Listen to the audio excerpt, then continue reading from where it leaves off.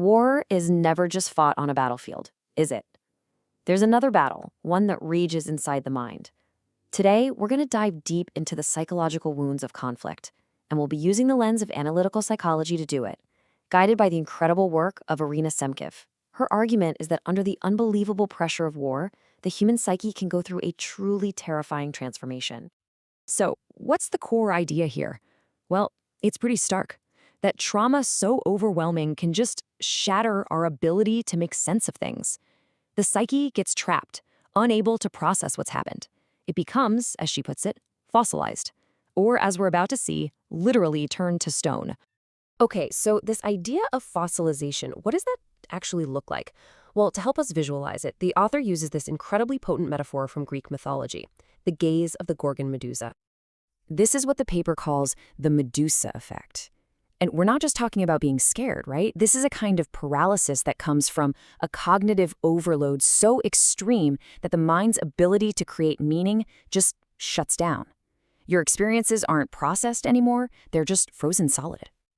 Now, this stone-like state actually has a specific diagnosis. And I want to be really clear here, we're not talking about politics. This is about a deep, deep psychological defense mechanism that the paper calls the totalitarian mind. So what is this totalitarian state of mind? Imagine facing just overwhelming terror. The psyche basically hits the emergency brake and reverts to a very primitive survival mode. Individual thought gets sacrificed for the safety of the group, and anything or anyone that's different is seen as an existential threat that must be attacked. And this is where you can really see the contrast. A healthy, mentalized psyche can handle gray areas, right? It can tolerate ambiguity. But the totalitarian mind, no way. It collapses all that complexity into a rigid, black and white world of us versus them. It dehumanizes the other, because in that state, it's the only way to feel safe. It's survival, but at the cost of humanity. But here's the question. Does the mind have to stay stuck like that, petrified? The paper argues absolutely not, and it offers a path forward using another amazing metaphor, the ancient process of alchemy, the art of turning lead into gold.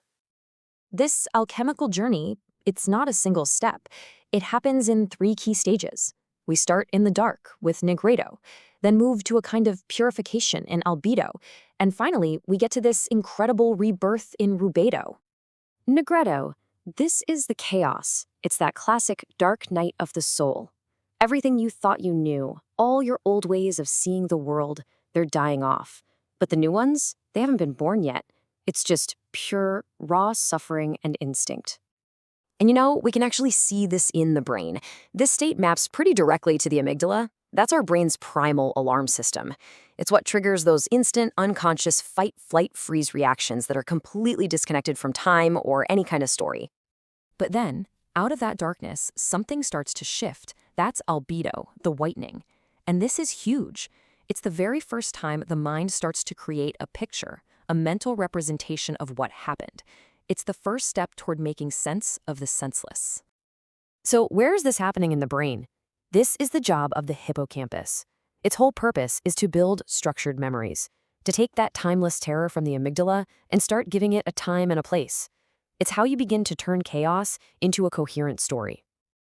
And that brings us to the final stage, rubedo, the reddening. This is the rebirth. The trauma isn't just a memory anymore, it's actually woven into a new, stronger life story. It becomes part of who you are now, not just something that happened to you.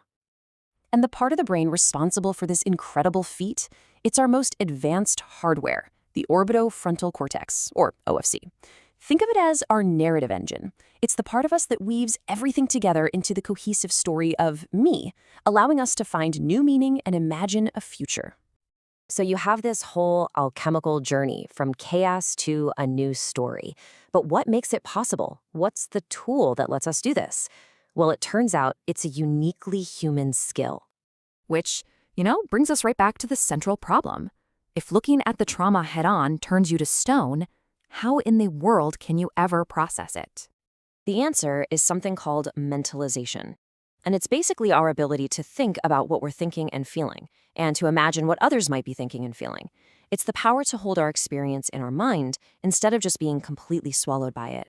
Let's go back to the myth for a second. The hero, Perseus, he's warned, right? Look at Medusa's face, you turn to stone. That is a perfect metaphor for facing raw, unprocessed trauma. It's just too much. But the myth also gives us the key. Perseus was smart. He knew he couldn't face her head-on. So what did he do? He used a tool, a polished shield, to look at her reflection. And that's the core insight of this whole thing. Mentalization is the shield. It's the mind's own reflective capacity. It lets us look at our experience as a representation without being destroyed by the raw event itself. It's absolutely brilliant. So this brings us to the final choice, the ultimate outcome. When the psyche is confronted by this monster, it faces a choice between two very different kinds of stone. On one side, you have Medusa's stone. It's fossilized, dead, a story that's over, ended by fear.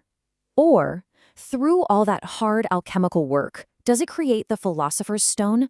A symbol of a transformed, integrated living self. A brand new story that's just getting started. All right, let's pull all this together. We've seen how massive trauma can fossilize the mind into a rigid, totalitarian state. But, and this is the hopeful part, there's a path to healing through this alchemical journey. And the key is our psychological shield, mentalization. And, the myth gives us one last beautiful image for this.